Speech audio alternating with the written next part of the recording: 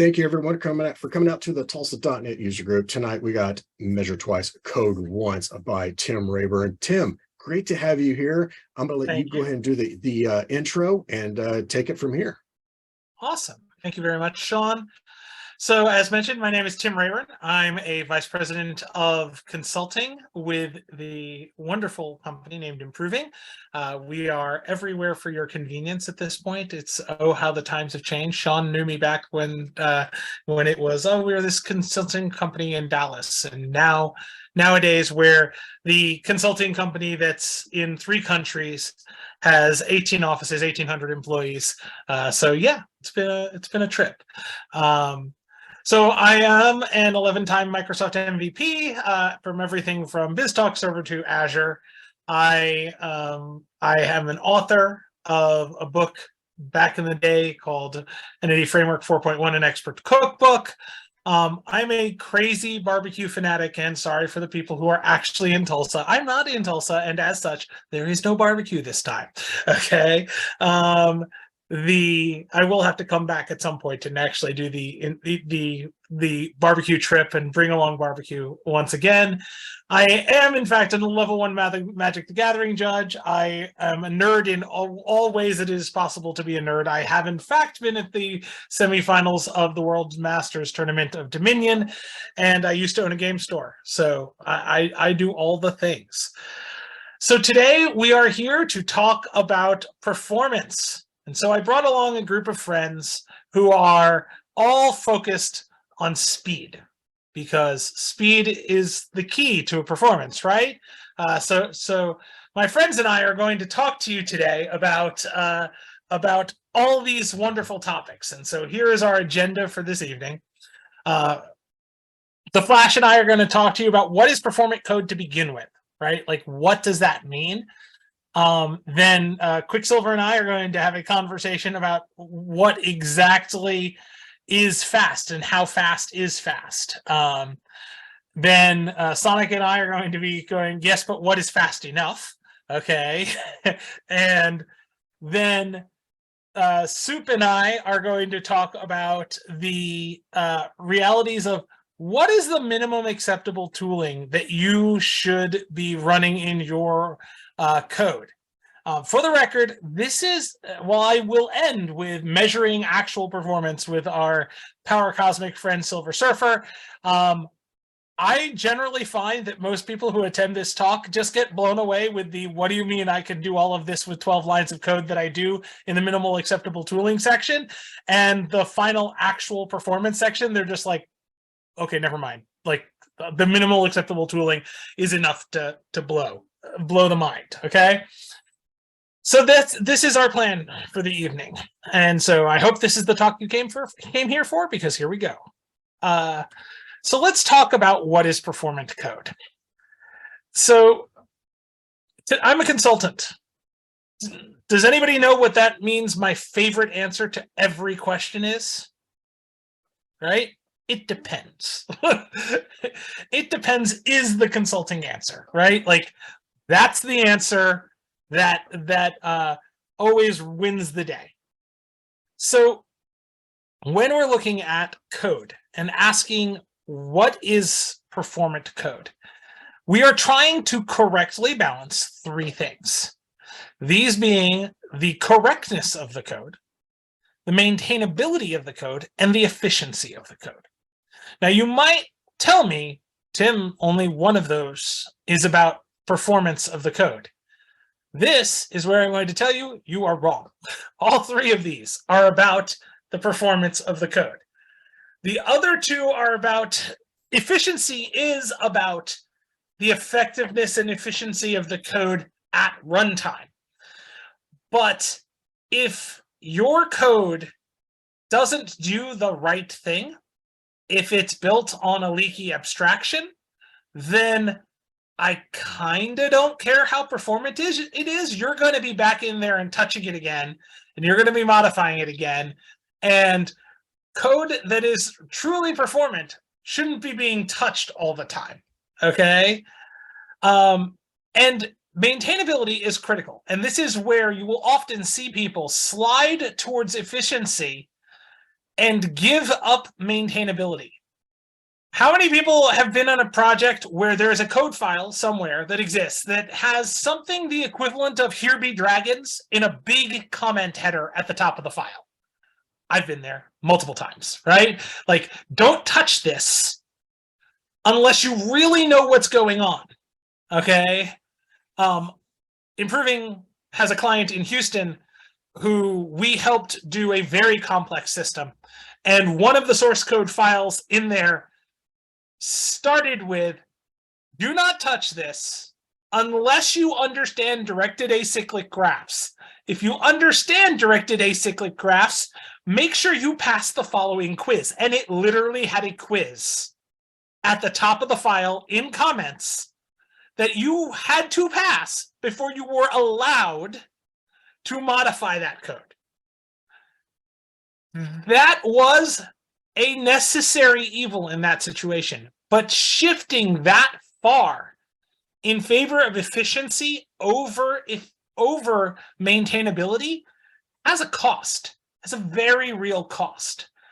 And so this is one of the things that I want to point out as we start all of this, is that all performance has a cost. Poor efficiency performance has a cost. If we pay for it in cloud, right? We pay for it in need for servers. If we're still buying our own servers, why? Okay. Poorly maintained, low maintainability code or low correctness code has costs of its own. So all of this lumps into a performant code finds the correct balance between these three things. All right. Now, I am an official gray beard. I have actual gray in the beard and actual gray on the top of my head. And when I first gave this talk did not include this slide. But we're now going to talk about what is fast. Because of the fact that I am shocked the number of professional developers who can't actually talk about the varying degrees of speed when we're talking about various aspects of a computer. So the fastest thing a computer is going to do is act exclusively accessing the GPU, CPU, and their registers. These are the fastest things that can be done. On the other hand, way on the other end of the scale, we have anything that actually involves spinning Rust, like old style hard drives, okay, which most of our databases are still stored on for reasons that are beyond comprehension. But that is still the way we mostly do things. And then there's this spectrum. Now, over time, this spectrum has changed. It used to be that the far edge of this graph would have been network. That network was the slowest thing going. The reality is that we've moved to a day and age where, for the most part, network is faster than spinning Rust hard drives, especially local networks that you're dealing with inside a cloud facility or inside your own data center. They're probably faster than disk. Local SSDs are going to be faster yet than network. Accessing main memory is going to be faster yet than a local SSD.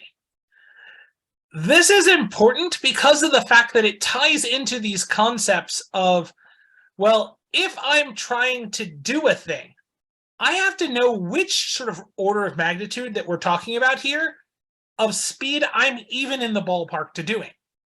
Because of the fact that there's only so far that you can push performance on a SQL query, for instance, when the SQL server is on a local network and being run on spinning Rust hard drives. Like, you're way over on the end of spinning Rust at that point, okay? If, on the other hand, you're trying to do something that is like, I have all this data in memory and I need to act on it as quickly and rapidly as possible, then, all right, we're in main memory. We're ready to rock. We're really fast to begin with. And maybe if we can make some changes to optimize and allow us to do all of this work exclusively inside a CPU or GPU, we could do it faster, okay? Welcome to Bitcoin crunching as an example of that exact move, right? Then perhaps that's worth it. Maybe. Depends how much you're doing it, right? But I wanted to put this out here simply so that when we're talking about levels of performance, you keep in mind there is only so far to the left you can go, right? You can't pull everything into the CPU and GPU. You do not get a multi-terabyte database to live just in CPU registers. Doesn't work, okay? So we are going to be stuck with, at best, like the best thing we could do for pure performance perspective is the database is co-located on the same piece of hardware. It's accessing a local SSD. We've pulled that all the way down to local SSD level, but it's still going to be way slower than pure computational perspective work that we would do on a CPU GPU. All right. The other reason to think about this is because of the fact that each of these things costs you something in the cloud environment. Usually they cost less and less and less the further you go right on this list. The more CPU you need, the more, if you actually need real GPU, one of the things that clouds really don't want to give you, but they will give you now because, well, to be honest, because Bitcoin farmers were willing to pay for it. And AI people are now willing to pay for it. They'll pay for real GPUs, but that's still very thin amount of availability, right? You're gonna have to pay for memory slightly less than you'll pay for GPU, local storage, then network in and out, and then finally long-term bucket-like storage like Azure Blobs, S3 buckets equivalent. So this same paradigm has been reflected in cloud costing when we start talking about how do we approach performance and where do we need things. And I find that many companies get overly obsessed with they want speed and they want it in all the wrong places. The number of people who I've found who are maintaining local drives on machines when it's like, why isn't that in a blob? Like, there's no reason that shouldn't be in a blob. Just get it out of here, right? That you're overspending, you're doing it wrong. Let's work on that. You're going to get more resiliency, more redundancy, and probably better overall performance because caching, if you just go ahead and move. All right. So let's talk about what is fast enough. Okay. So while I am not here to start a political conversation, the following scale between known unknowns and known knowns, made very famous by Donald Rumsfeld in a conversation about Iraq, to be honest. Nonetheless, it has a point of merit. This concept that when we're examining things, we're looking at the spectrum from known awareness, knowledge that we have the knowledge, to unknown, we don't have the knowledge. And then the other axis of knowledge itself, right? Which is known, we know this thing, right? All the way to unknown, we don't know this thing. I'm a consultant. When I get called in for a performance gig, this is what we're facing with. I have someone who is aware they have a performance problem, does not have the knowledge necessary to deal with that performance problem. And so they're calling the hired gun professional to come in and assist them. So they are in the known unknown quadrant, okay? And they're looking to have me help them gain knowledge and move to known known. They both know they have a problem and they know how to fix it, and so life is good, all right? So there's a problem with this graph, which is it deals nothing with the unknown side of things, okay? And I find that most applications, especially inside enterprises, are criminally under-monitored, under-logged, okay? And so there is a lot that is below the awareness threshold, where you're simply not aware that there is a performance problem. It's just how fast the system is. The system has always been that fast. Why? Right?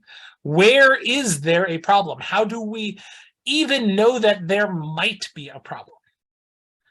And so we're about to go in and talk about the very easy efforts that can be made to lift things above this x-axis, to lift things into the I have knowledge of them. Okay. Now we might be lifting them into the I am aware there is a performance problem with something going on with the network, and I have no idea how to fix it. That's fine. You're at least aware. Awareness is where it all starts. Okay. And this is a very important thing. We have to start with awareness for the following reason, right? We must recognize the reality of the fact that our friend performance is an endless well. There is always more performance that could be eked, but there is also a huge amount of diminishing returns in continuing to pursue it after the basic stuff has been dealt with. So if you're walking in and saying, I need to make an application faster, please, please do what we do as the professionals in this space. Time box your efforts on this. Do not come in and just go, oh, well, I'm going to keep hammering my head against this until I take something that currently takes 20 seconds and get it to under 500 milliseconds. I'm here to tell you, you're not making that journey cheaply for sure. You may not be making that journey at all. Okay. So we have to remember that we need to be pragmatic about this approach. As such, I have to do a thing that I'll admit I love doing. Back in 2007, I had the joy of going to a now defunct conference by the name of TechEd that Microsoft used to put on. And therein, I got to listen to a gentleman by the name of Yuval Lawi. And Yuval has written many great books for O'Reilly. Go check them out. They're fantastic. And he threw out this quote, and I have been quoting it ever since. We must remember that good enough is, by definition, good enough. All right? We must remember this, especially when we're pursuing performance. We have to know when to back off and go, it's meeting the needs, right? It doesn't have to be faster than this. Would I love it to be faster? Yes. Would I be functionally stealing from my employer if I just continue to hammer against this? Also, yes. Like this is like the perfect place for gold plating, right? This concept of where can you spend tons of time and get nearly no value? Performance. Performance is a great place to do that. So please tread carefully. All right. Pause one moment while I check some things. Do I? I do. Okay. So Sean, I know you gave me, a little bit of grief earlier, the fact that perhaps I have written presentations very shortly before I go on stage. Okay. You were in the middle of introducing me for the first time, the one that didn't wind up on the recording. Okay. When I realized that I was no longer licensed for the version of Visual Studio I had installed. And so I have, while this was all going on, successfully uninstalled and reinstalled Visual Studio now to be able to be ready for this presentation. So got there, that little ding you heard a minute ago was the installer finishing. I'm perfectly fine outing myself in this particular regard. We're going to go and dig into some very basic code, and we're going to talk about what I consider the minimal acceptable tooling. And get this solution loaded for me. All right, so the first step that we need to talk about is if you're doing work today, you probably have logging because of the fact that Microsoft makes it somewhat hard not to have logging, but you probably don't have structured logging.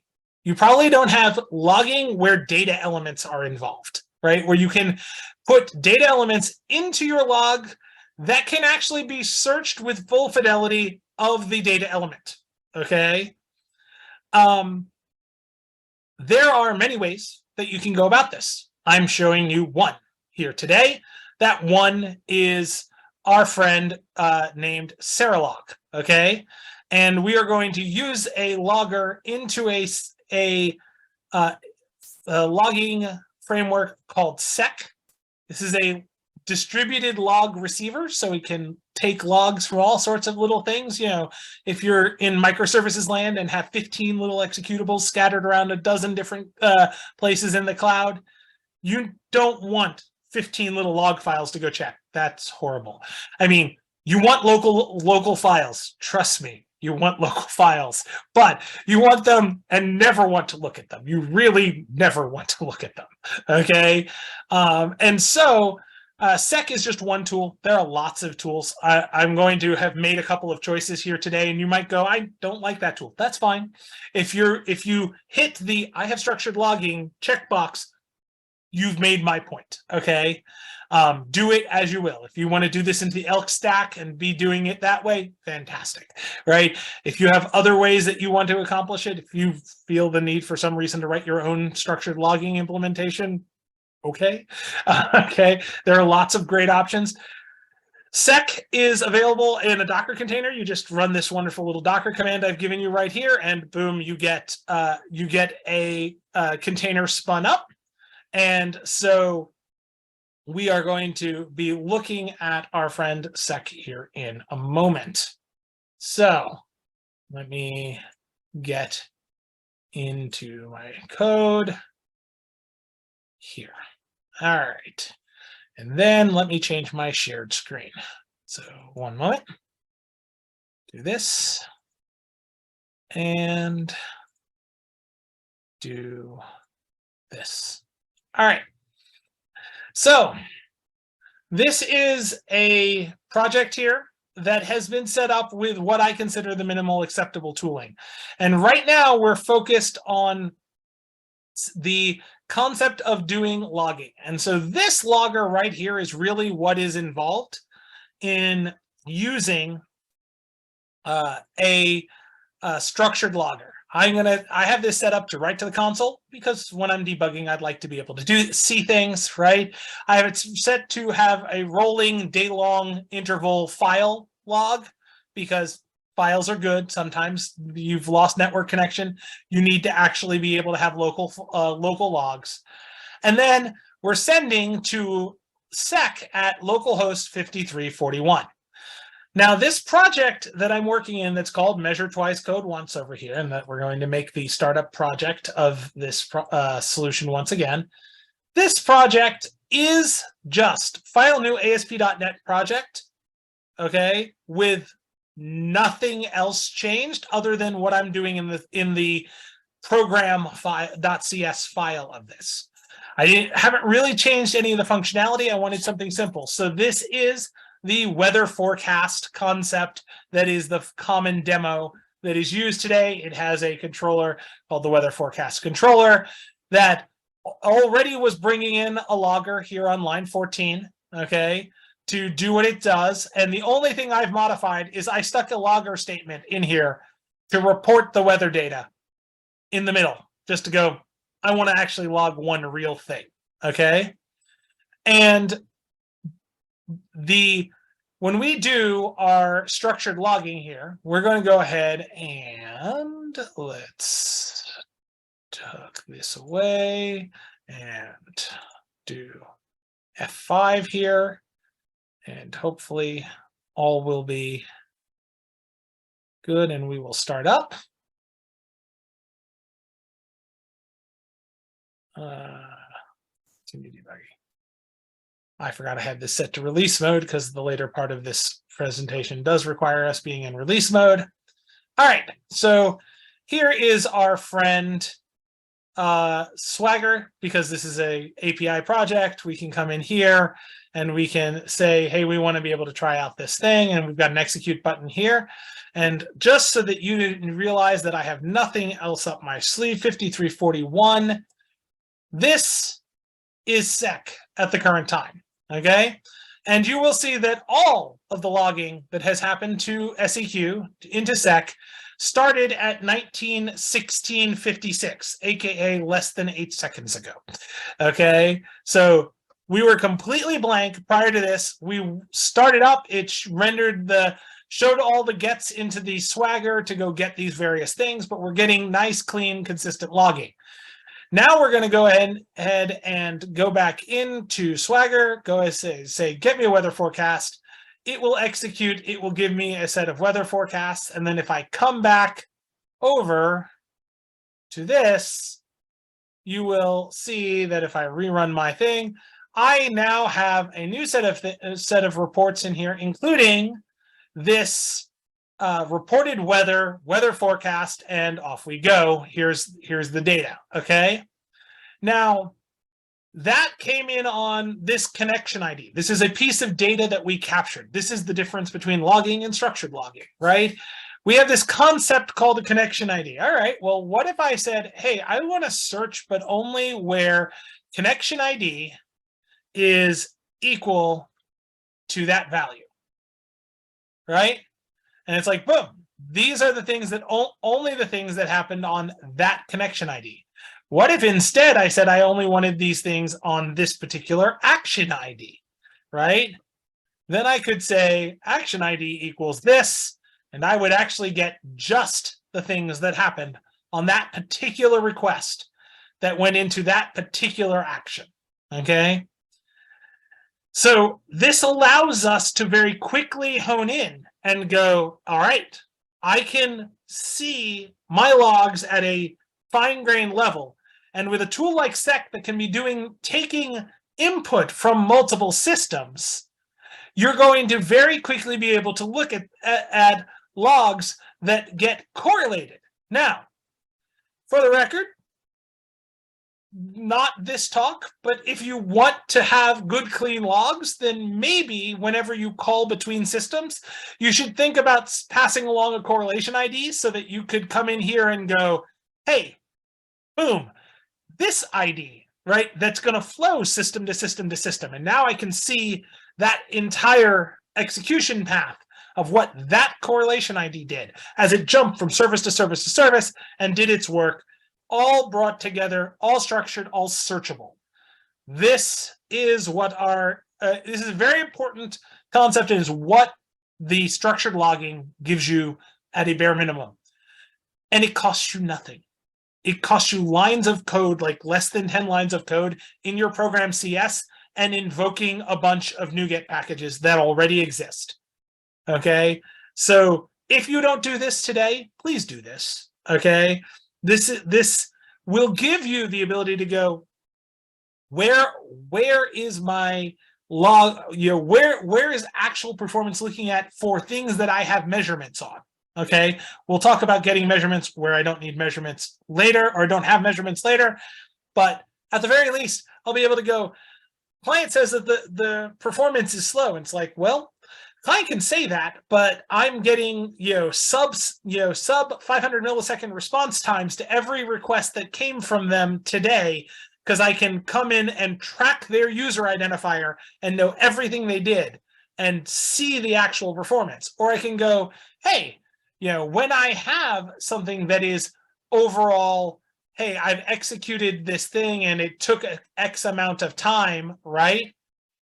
You'll note that one of the things that ASP.NET by default ships out for you is at the end of a request, or an end of an executed action, pardon me, it tells you how long did that take from elapsed to milliseconds, okay?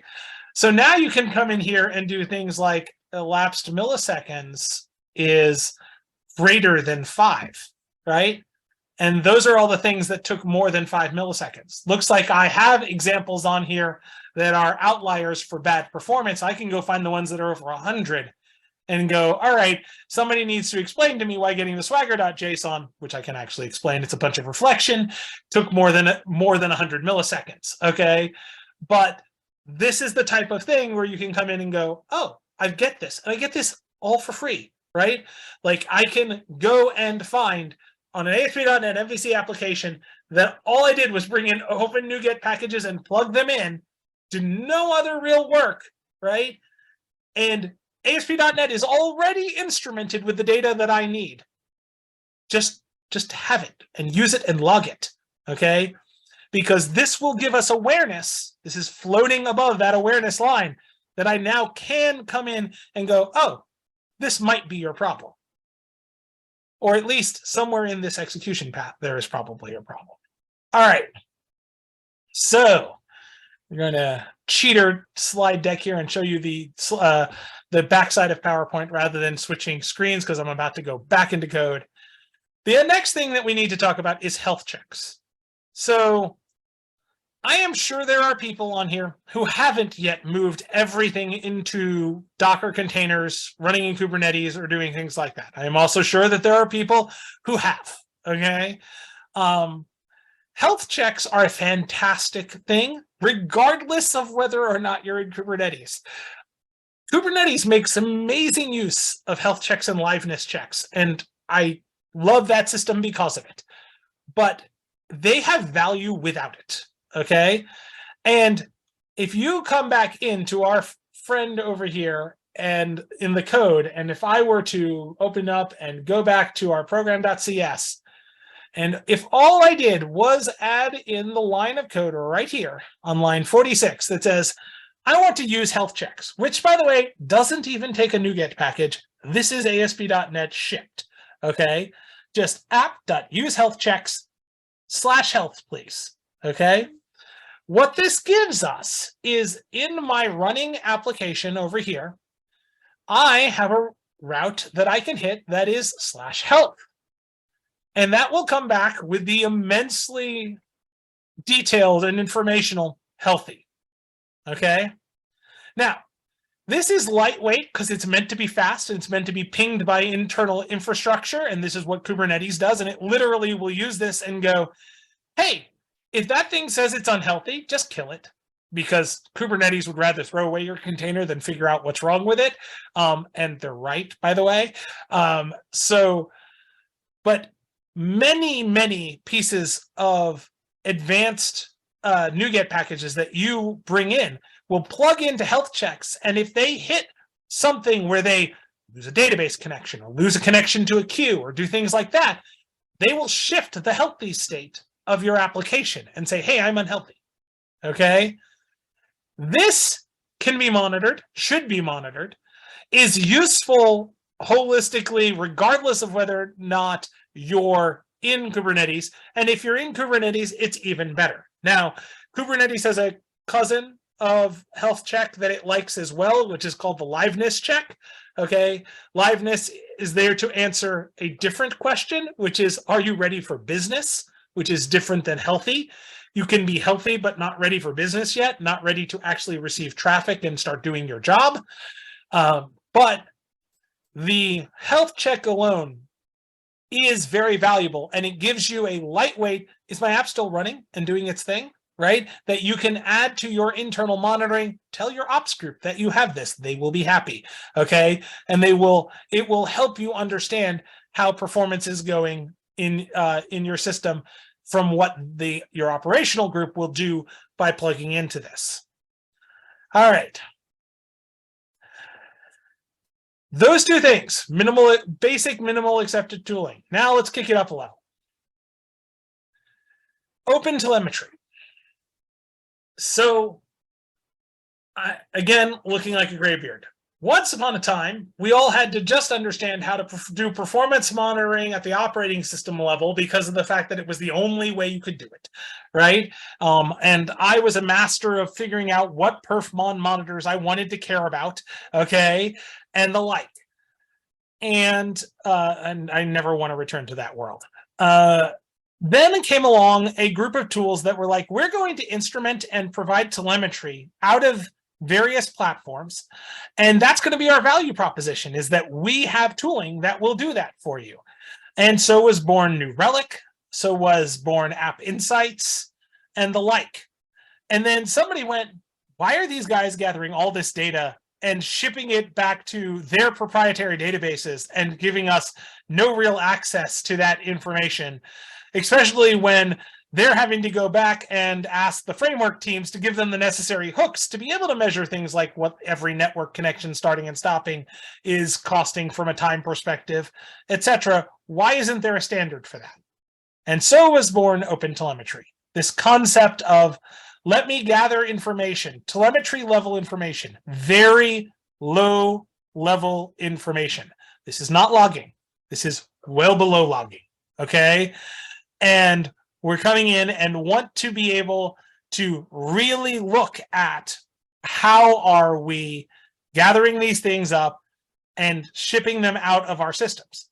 So as soon as there was a standard for publishing them, there were, of course, 15 new open source competitors for gathering them, because of the fact that that's life and that's the way this works.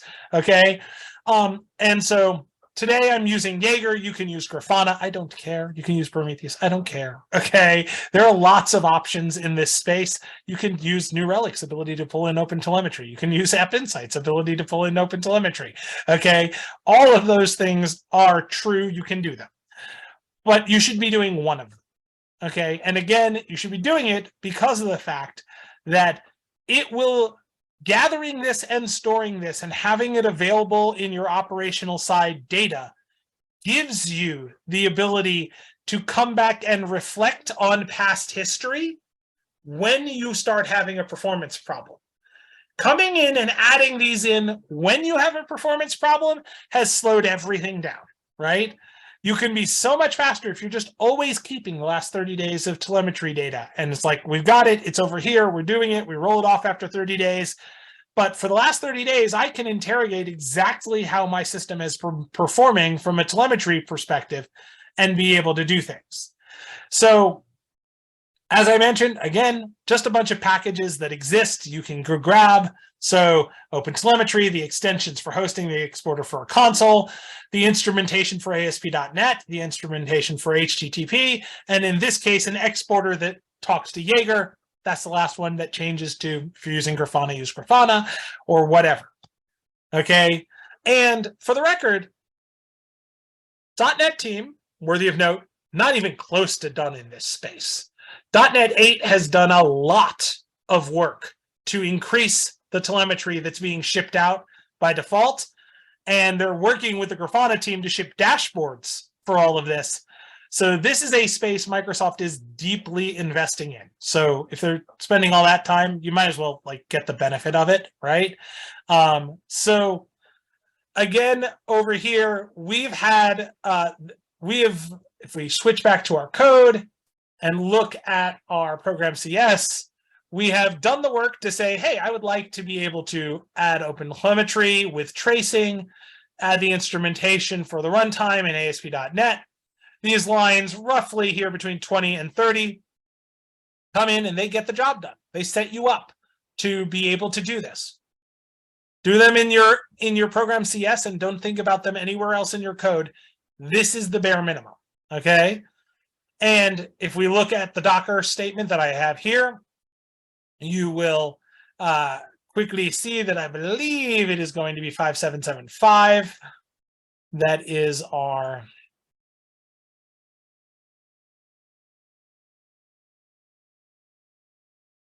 maybe. Which port is it? 9411. It's probably 9411.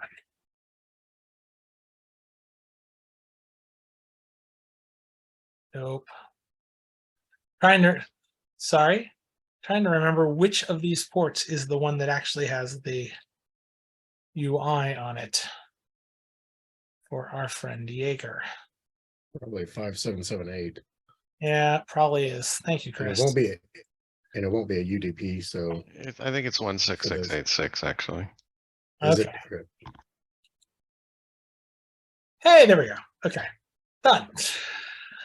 Yes. So come in, we can find our measure twice code once, find the traces that we have gotten in here, and we instantly get a lot of basic data running out on the telemetry pieces that have come out of this, including looking at vertical axis of duration. We can immediately look at the same things that we knew were poorly performing from elsewhere and be able to examine them. So there is a lot to open telemetry that you can do beyond taking the basics. I want to stress that, because this is not a telemetry talk. You should get a telemetry talk at some point, Sean. This is not that talk. Okay. But this is the instrumented runtime is the place to start, right? Then you can start coming in and saying, hey, what are the relevant actual business actions that this application is doing that I should probably be providing telemetry on also? And you can start doing those things. Okay. So I've just dumped a bunch of code on you and a bunch of information on you. Who's got questions regarding any of that? I'm being mocked for my back in my day. Okay. If you do have questions, you're welcome to come off mute or pop them in chat and I'll ask on your behalf, whatever you'd like to do. And I'll make a statement too that Tim, what you were showing as far as like the open telemetry things and with Serolog is those are kind of like what you would consider bare minimum to wire up. But all of those can be extended. So you can write your own extensions to, if you need to customize something specific, maybe it's for a regulatory compliance demand or something, and you need it to be logged in a certain format, whatever. These are open packages to dig into and write extensions for. Yes. Yeah. And all of this is just plug in this basic amount. This basic amount gets you that awareness level, right? Bubbles up so that we have some level of awareness about where performance is at. Okay. You can absolutely go further. And there is lots of depth in each of these. All right. I'm not saying that any of them is as simplistic as being completely maximized by the very minimal amount of work I'm recommending here. I'm saying this very little effort has such immense dividends that it should be done on literally every piece of code that you have and run. Okay. Yep. Because otherwise you're walking around with blinders on purpose. Right. And it's always easier to, and it's always to check, it's always easier to check the health of things after you've collected the data versus trying to go, oh, now what package should we use and learn and figure out how we're going to capture data that's already passed and you can't capture it again. Yep. So we have a question about PII here in the chat. So telemetry should be viewed as sort of very low level information, but it is a specialized form of log-like information. So yes, you need to take the same care with this as you would with any logging or anywhere else where we can ship data out into a unregulated space or a less regulated space, right? Don't put log statements that have credit cards in them. Don't put log statements that have, health record information for a field I've spent a lot of time in, right? That's a bad plan. Yes, you have to care about data security at this level also, but when we're looking at telemetry, we're looking at things that we mostly care about in the aggregate, right? Like how often are we doing things? What is the average of the things that we're doing, etc.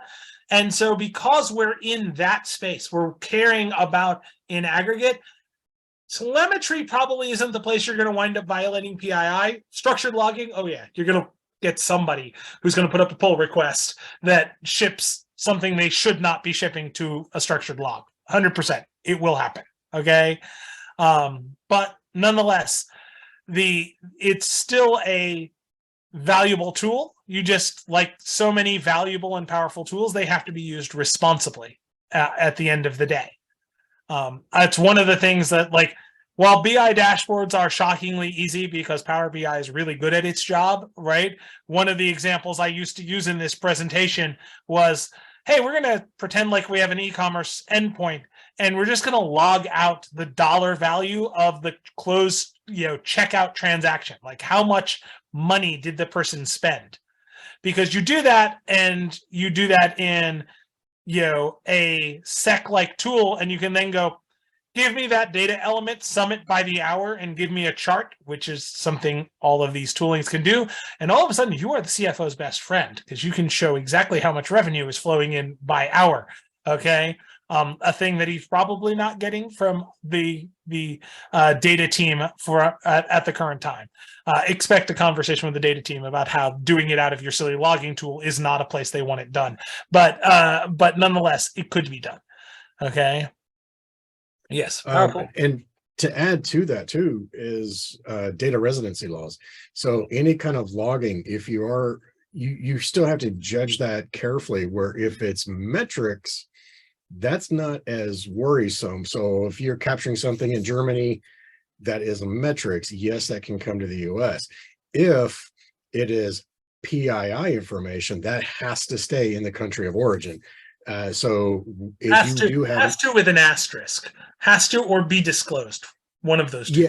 Yeah, exactly. And so the point is to check the data residency laws of where you're hosting your apps and where you're collecting that data. Yep. All right. But this is a performance talk, right? And so somebody's going to be like, all right, Mr. Smarty Pants, but you didn't actually show us how to make something more performant, right?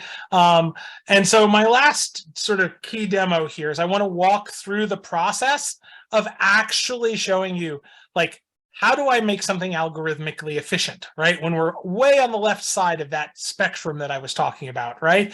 How do we start examining that?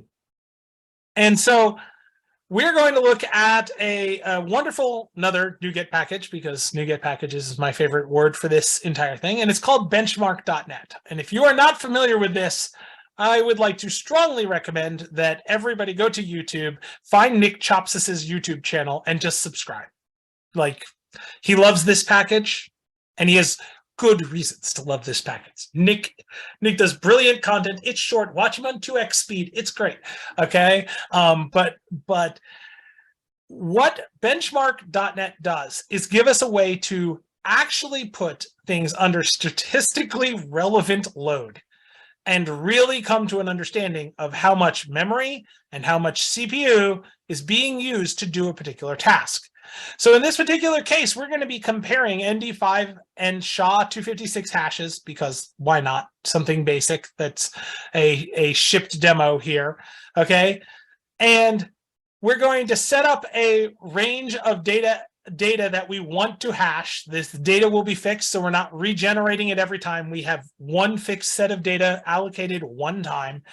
And then we're going to come in and be able to compute a hash for SHA and compute a hash for MD5.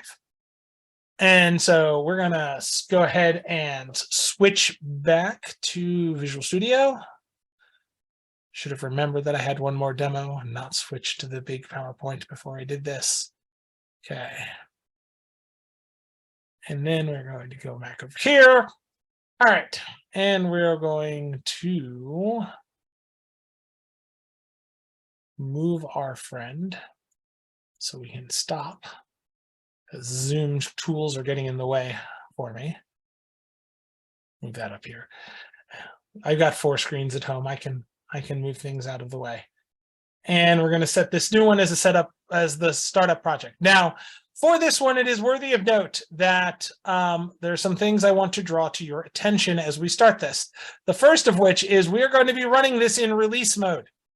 This is because of the fact that the .NET framework changes how it does things. And if you're actually caring about performance of a thing, you don't want to measure performance of a thing with a debugger attached, okay?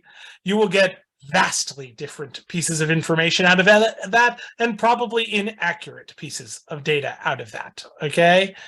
So our program.cs has a whopping 2 lines of relevant code. It has a using statement, and then it says benchmark runner, go run, and it points at a class.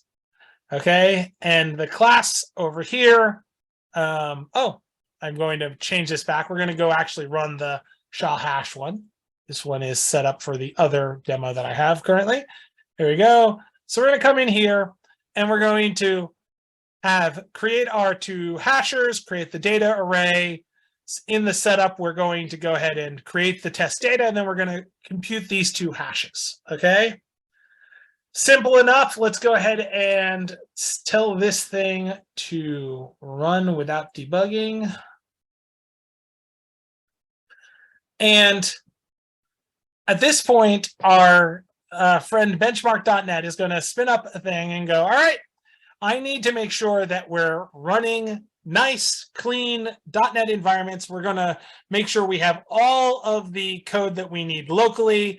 We're going to build in release mode again. We're doing all of that stuff, and then it's going to start executing our code. So it took 15 seconds to get the build, and now we're working through the process of actually going and warming up the framework and then getting the workload before an actual run. Then we're going to do the actual run, and we're going to do it a bunch of times, and then we'll collect up all the data on the back end. So all of this is done so that things like jitting methods don't get in your way, okay? Growing the base memory allocation of the .NET framework do not get in your way, etc. And now we're doing it for the second test. So one of those was for MD5. I assume this is the one for SHA that's going on at the current time. And it's going to go do it and perform a bunch of operations. It's keeping track of memory diagnosis for us. It's keeping track of CPU time for us. And then it's going to do all the statistics for us also, such that when we're done, we will wind up with a graph or a table that gives us the relevant data. Now, you'll note this is not as easy as run it one time. It is running it a bunch of times to get statistically relevant data. Almost there. Keep doing the thing. So, getting closer, getting closer. Let me check the chat messages while we do this. Okay, so Nick who? Yes, thank you, Nick Chopsis. Yes, that is a name. Thank you. The YouTube link is correct to my friend Nick. All right, so what we get here as an output says we ran 1,000 iterations of SHA, and it took a mean of 4 picoseconds, or more, that's microseconds, 4 microseconds. It took 4.1. It took, the MD5 was much faster at 1.7. The error rate between those two values, the standard deviation between those two values starts giving you an idea of how close they were to the mean, okay? It says we had a very small amount of Gen 0 memory allocated, Gen 0 running, and we had 112 or 80 bytes respectively as the amount of memory being allocated by the process, okay? Nice and easy. We then did it again, this time for 10,000 times, and we see that at 10,000 times, we just see pretty much a magnification of what we previously saw, right? That the SHA is the slower of the two, though slower measured in 38 milliseconds, still freaking fast, okay? And that the memory allocation did not jump when the number of iterations jumped. So we didn't see anything shifting there, okay? There were 3 outliers removed on these various runs. So again, you're getting a nice, clean way. Chris Patterson just noted that it also, benchmark.net also works with .trace now as a NuGet to capture performance data as a monitor, which is great to be able to then use a powerful tool like .trace to dig deeper into the data that's being generated here instead of just looking at the basics. And they're nice enough to give you the legend to tell you what all this stuff means if you don't understand by default all the statistical mumbo jumbo because you say didn't actually take statistics in school. Looking at me. Okay, I've learned it since then. Okay, so as noted, I have another example down here where I'm like, what if we looked at looping constructs? Because our 2 SHA hashes are fairly close, right? But what if I said I wanted to look at being able to loop over a set of data a set of random data, and then do a sum, right? And is it more efficient to do which of the three? To just do a dot sum linked method, to for each over the entire thing and build a sum value of my own, right? Or is it more efficient to do a as parallel sum? Okay. Now, I happen to know from having previously done this in front of a crowd that it can take a while to run all these iterations. So I'm going to drop this down to, we're only doing this for 1,000 and 100,000 data elements, respectively. So we're going to run this twice, but it's 3 experiments run twice. So it's going to be 6 times through the experiment. And this is our friend looping constructs. Come back over here, just ask the benchmarker to run looping constructs. And then we will go ahead and kick this off. So we've got these 3 varieties that we're trying to measure: a for each loop, a dot sum, and a parallel sum. We have fairly large data sets in both cases, right? 100,000 on the big side. Anybody want to take a bet on which of these is the more efficient way of doing this? Yes, .NET 7.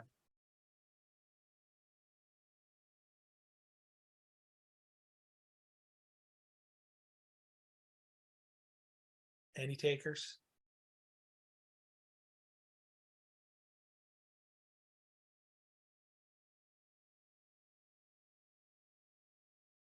So I'll give you a hint. It's not parallel.sum. Okay.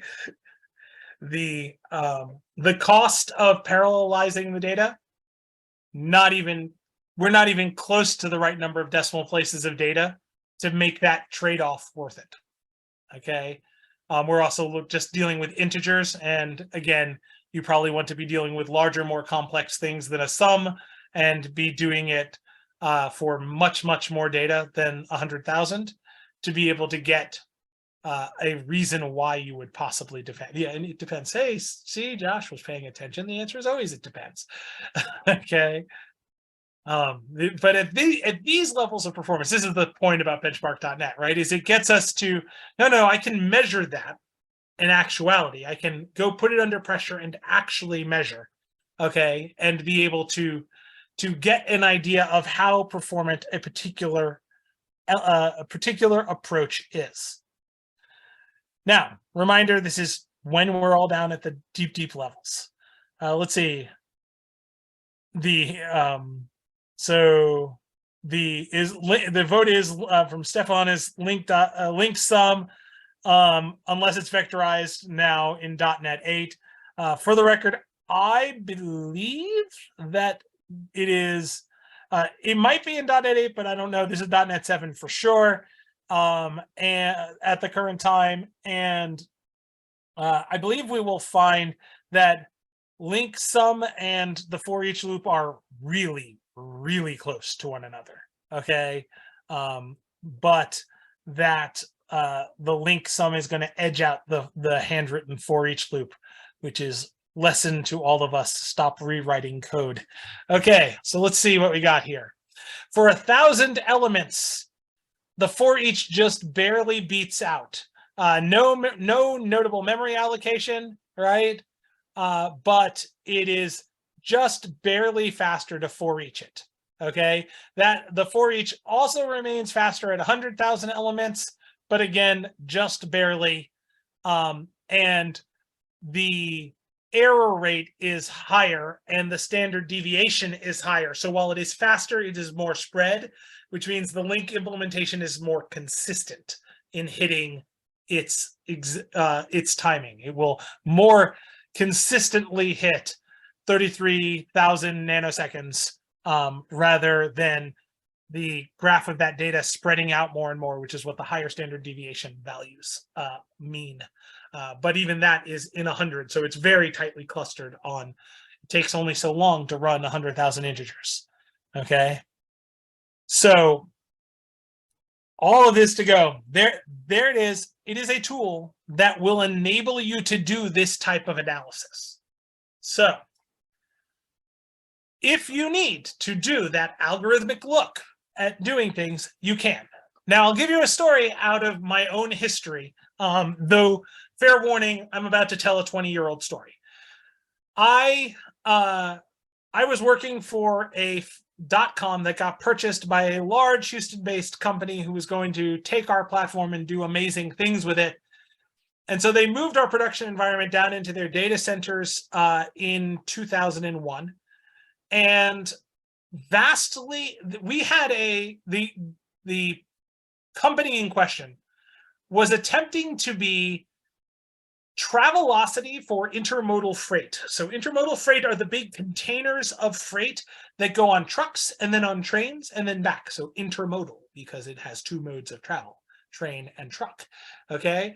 And so we were trying to let you be Travelocity. Like, I'm at this address in this city. I need this thing to get to this address in this city, neither of which is a railhead, right? So we would be coming in and going, all right, we need to get a trucker to pick up your container, move it to the railhead, ship it across potentially multiple railheads, okay, through the country, and then deliver it on the other end with another trucker. That's the simple variety. Believe it or not, there are cities, especially in Kansas, I'm looking at you, Kansas City, and judging you still to this day, 20 years later, that have multiple rail lines that come in that don't come into the same place. And so sometimes to get from one rail line to the other rail line, we need a trucker in the middle to move it across town, okay? Because reasons.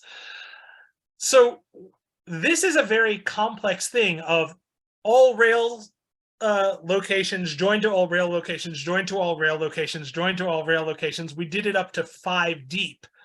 And doing that query self-joining on all rail movement inside the United States was not performant in 2001 on the databases that we had. So instead, we had a process that denormalized that data for us and created a 4.5 billion row table.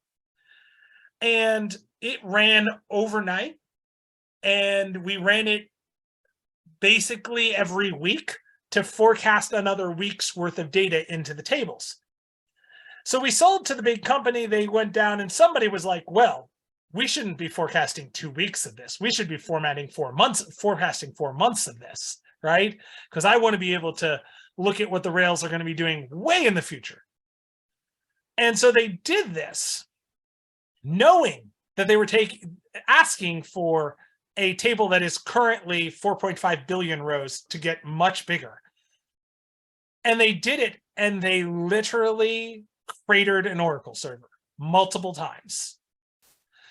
And they called in their experts. They were like, what's wrong with it? I went, I don't know. You're trying to forecast 4 months. That's crazy.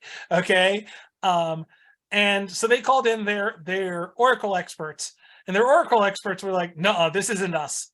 There's something going on at an operating system level, okay? And so they called in their operating system guys.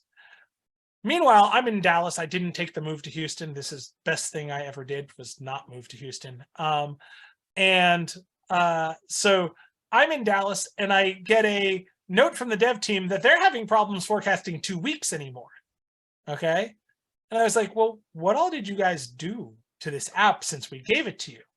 And they're like, well, the only thing we really did was we added a date time to all the forecasted rows so that we know when we forecasted it. Okay, that seems reasonable. Shouldn't be a big deal, right? Until I get messages back from the Linux guys who are running the Oracle server, which is melting, okay? And they're like, we don't know what's going on, but whatever this thing is doing, it's killing the Oracle process because it's calling into the date time operations of the operating system so often. Can anybody guess what they did from this description? I did. I was like, I did this. Did they use a get date function? They used a get date function smack in the middle of the forecasting loop, right? That was going to be run billions and billions and billions of times, right? Now, I don't think they actually cared about the difference between forecasted right now and forecasted 2 seconds from now. They really just cared about, did we do it Friday or Tuesday, okay? But they were killing their database server just by asking for the date time over and over and over again. Now, that's a great example of something where you accidentally added algorithmic complexity to a thing that was very performant prior to that, right? And was solved by make a variable and put it outside the loop and done, right? Like suddenly they were cruising once again. And so there are certainly ways to be able to say, go get that value, do that thing, right? That's the sort of analysis that benchmark will help you with, right? To be able to look at that fine-grained analysis and go, what's going on here, right? That's what it's meant for, okay? Most of the time, where most people mean about performance these days is much more macro level than that, right? We're bubbling well above algorithm all the way up to, is my system performing well, okay? But both are important. Yes, Joshua, you are correct. That problem gets lots more fun with threats. Okay, once you start breaking into things. Okay, all right.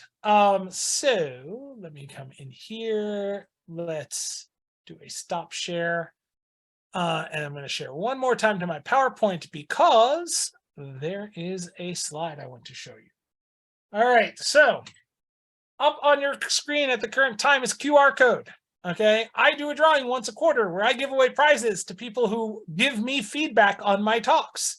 You do not have to give me good feedback. If you hated my talk, you can tell me so. It's fine. Okay, and you will win regardless of whether or not you gave me good feedback. Okay, I appreciate all feedback because I recognize all of it is a gift. All of it is somebody telling me something that I need to hear. Okay, but it is also a way to get a follow-up conversation. If you're like, hey, Tim, I'd like to talk to you about that performance stuff because we need to do that at my company, or I didn't understand this thing, that's the place to go get plugged in on that. And with that said, Sean, thanks for having me, but that's my presentation, my friend. Awesome. Thank you very much, Tim. I greatly appreciate it. If there are any other questions, you're more than welcome to come off mute and ask, or pop them in chat if you would like. Either way is good. Tim, thank you so much. I greatly appreciate it.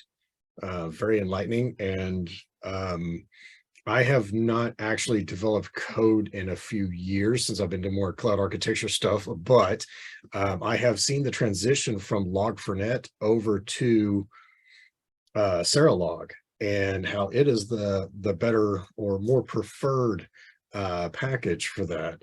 So that's interesting to see that as well. Absolutely. All right, I will go ahead and stop the recording after I steal back the host ability.